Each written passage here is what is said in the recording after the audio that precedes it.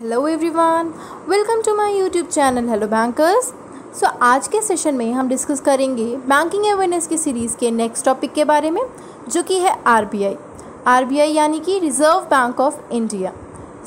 आज हम पढ़ेंगे रिज़र्व बैंक ऑफ इंडिया का फॉर्मेशन कैसे हुआ और उसमें रिज़र्व बैंक ऑफ इंडिया का स्ट्रक्चर क्या होता है और रिज़र्व बैंक ऑफ इंडिया के फंक्शंस क्या होते हैं। चलिए सबसे पहले डिस्कस करते हैं आरबीआई के फॉर्मेशन के बारे में। आरबीआई का फॉर्मेशन के लिए 1926 में हिल्टन यंग कमीशन नाम की एक कमिटी ने रिकमेंडेशन दिया था और 1934 में आरबीआई का एक्ट पास हुआ और 1935 में आरबीआई का स्टैब्लिशमेंट हो गया। आरबीआई का जब स्टैब्लिशमेंट हुआ था तब आरबीआई का हेडक्वार्टर कहाँ पे था? कैलकाटा में। देन 1937 में कैलकाटा से ट्रांसफ़र होके आरबीआई का हेडक्वार्टर कहाँ हो गया? मुंबई में। रिसेंटली आरबीआई का हेडक्वार्टर कहाँ पे है? एग्जाम में ये क्वेश्चन ज़रूर पूछा जाता है कि आरबीआई का हेडक्वार्टर कहाँ है। आरबीआई का हेडक्वार्टर है मुंबई में। ये तो हो गया हमारा फॉर्मेशन से रिलेटेड। देन अब हमारा आता है आरबीआई के स्ट्रक्चर के बारे में। आरबीआई के बोर्ड ऑफ डायरेक्टर्स कितने होते हैं, आरबीआई में कितने मेंबर्स होते हैं? आरबीआई में 21 मेंबर्स होते हैं, जिनमें से फर्स्ट मेंबर होते हैं हमारे गवर्नर, देन आते हैं हमारे 4 डिप्यूटी गवर्नर्स, देन आते हैं 4 local board office members, then आते हैं 2 फिनेंस मिनिस्ट्री से रिलेटेड मेंबर्स, यानी कि फिनेंस मिनिस्ट्री से 2 मेंबर्स चूज़ किए जाते हैं, देन आते हैं 10 ऐसे मेंबर्स जिन्हें गवर्नर अपॉइंट करते हैं। आरबीआई के गवर्नर कौन है? मिस्टर शक्तिकांत दास, जो कि 25 नंबर के गवर्नर हैं। ये पूछ लिया जाता है कि कौन से नंबर के गवर्नर हैं। मिस्टर शक्तिकांत दास जो कि हैं 25 नंबर के गवर्नर। और इन्होंने किसको रिप्लेस किया था? इन्होंने मिस्टर उर्जित पटेल को रिप्लेस किया था। ये तो हो गया गवर्नर। अब डेप्यूटी गवर्नर कौन कौन होते हैं? डेप्यूटी गवर्नर में फर्स्ट है हमारे बीपी कानूनगो, देन आते हैं माइकल डी पात्रा, देन आते हैं महेश कुमार जैन और फिर उसके बाद आते हैं एनएस स्वामीनाथन। पर एनएस स्वामीनाथन ने रिसेंटली अभी अपना टर्म पीरियड ओवर होने से 3 मंथ्स पहले रेजिग्नेशन दे दिया क्योंकि इनको कुछ हेल्थ इश्यूज़ थे। रिसेंटली हमारे पास 3 डेप्यूटी गवर्नर्स ही हैं, जो कि हैं BP Kanungo, Michael D Patra and Mahesh Kumar Jain. ये तो हो गया हमारे डेप्यूटी गवर्नर से रिलेटेड। अब जानते हैं आरबीआई के ऑफिसेज़ के बारे में, यानी कि लोकल ऑफिसेज़ के बारे में, रीजनल एंड सब ऑफिसेज़ के बारे में। आरबीआई के लोकल ऑफिसेज़ कितने हैं? 4 लोकल ऑफिसेज़ हैं, जो कि कहाँ हैं?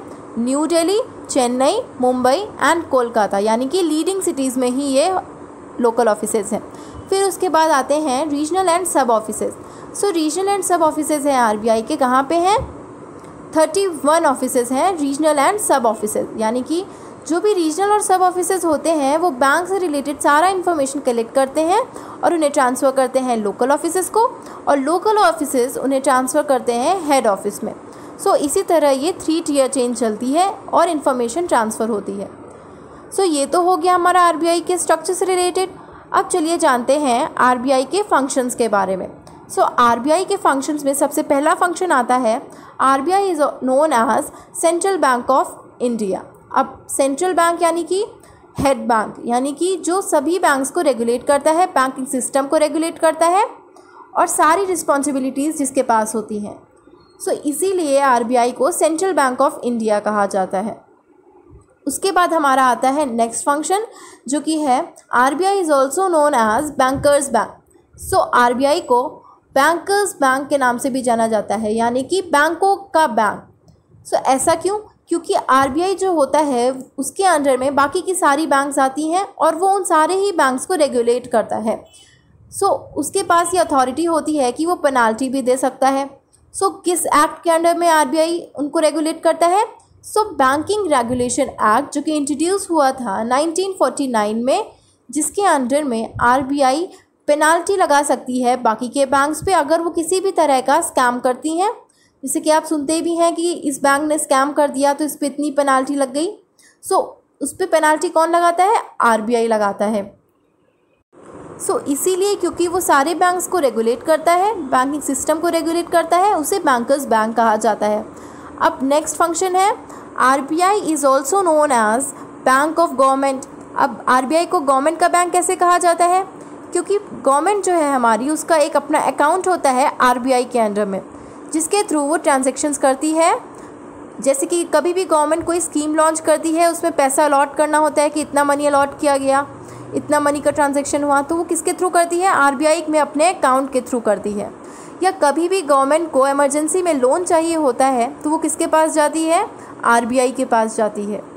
सो आरबीआई के पास ये अथॉरिटी होती है कि वो बैंक्स को लोन भी प्रोवाइड कर सकता है। और नेक्स्ट फंक्शन है हमारा, RBI can also issue currency. RBI issues currency, यानी कि आरबीआई जो है हमारा, वो करेंसी को इशू करता है। अब आप खुद ही जान सकते हैं, अगर कोई बैंक हमारी इकोनॉमी के मेन फंक्शन कर रहा है, यानी कि करेंसी को इशू कर रहा है, तो उसी से पता लगता है कि वो कितना इम्पॉर्टेंट बैंक हो जाता है। सो आरबीआई जो है वो करेंसी इशू करती है, पर किस एक्ट के अंडर में इशू करती है? सो आरबीआई एक्ट 1934 के अंडर में और सेक्शन 22 के अंडर करेंसी को इशू करती है। सो इसी से पता लगता है कि आरबीआई हमारा सेंट्रल बैंक ऑफ इंडिया है। अब इसके बाद नेक्स्ट फंक्शन आता है, आरबीआई मेंटेन्स फॉरेक्स रिजर्व्स। अब फॉरेक्स रिजर्व्स क्या होते हैं? जितना भी फॉरेन से रिलेटेड करेंसी होती है, फॉरेन करेंसी होती है, उनको मैनेज करने का, उनको रेगुलेट करने का काम कौन करता है? आरबीआई करता है। उनको अगर एक्सचेंज करना होता है तो वो कौन करता है? आरबीआई करता है। सो ये सारे जितने भी फंक्शंस हैं वो कौन करता है? आरबीआई करता है। सो आज के सेशन के लिए बस इतना ही रखते हैं, क्योंकि आरबीआई से रिलेटेड बहुत सारी चीज़ें हैं। सो नेक्स्ट सेशन में हम पढ़ेंगे आरबीआई की सब्सिडियरीज़ के बारे में, आरबीआई की प्रिंटिंग प्रेस के बारे में, और किस किस सिटी में प्रिंटिंग प्रेस हैं वो पढ़ेंगे। तो आज का सेशन अगर आपको अच्छा लगा then do press the like button. अगर आपको कोई भी डाउट्स, कोई भी सजेशंस हैं तो आप कमेंट सेक्शन में मेंशन कर सकते हैं। अगर अभी तक आपने चैनल को सब्सक्राइब नहीं किया है then do subscribe it. Don't forget to press the bell icon, जिससे आगे की चैनल की सारी नोटिफिकेशंस आपको सबसे पहले मिले। Thank you so much.